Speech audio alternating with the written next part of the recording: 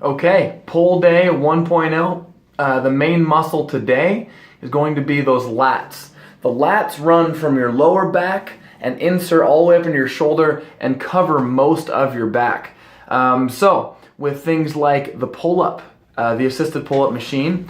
Actually, let's talk about that first. So the assisted pull-up machine, remember that weight stack, the more weight you put on, the more assistance you're gonna get, so the easier it gets. That's the opposite of how all the other cable stations and machines with the pinned weight stacks work, okay? So just make sure you remember that. Specifically on the assisted pull-up, one thing that's kind of a small detail in the video is you want your chin behind your hands, or your head behind your hands, not in between your hands, or even worse, in front of your hands, all right? For now, we're trying to mimic a full pull-up, so just make sure that your head stays behind your hands, and you're really pulling with your lats. Now, the key to that is to do what's called packing your shoulders. So when you're in the bottom of the pull-up, what doesn't initiate the pull-up and the lat pull-down, and really all of these movements, it's not your arms. Okay, it's actually packing your shoulders. So in the vertical plane of motion with things like pull-ups, lat pull-down,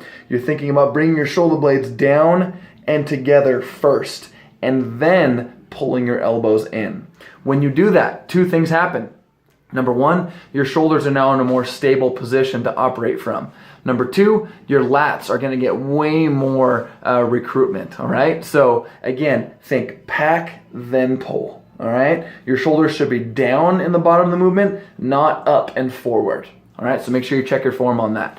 And then also with the wide grip row, on the seated cable row, same thing. We're still packing the shoulders, only this time it's horizontally. So you're thinking about, let's go side view here. We're thinking about squeezing together first, not shrugging the shoulders back. We're just bringing them back and down and then pulling. All right. And then on the alternating curl, it's kind of hard in the video to see, but we want to come up 3/4 of the way, not all the way. When we come up all the way, our biceps relax, and that's not what we want.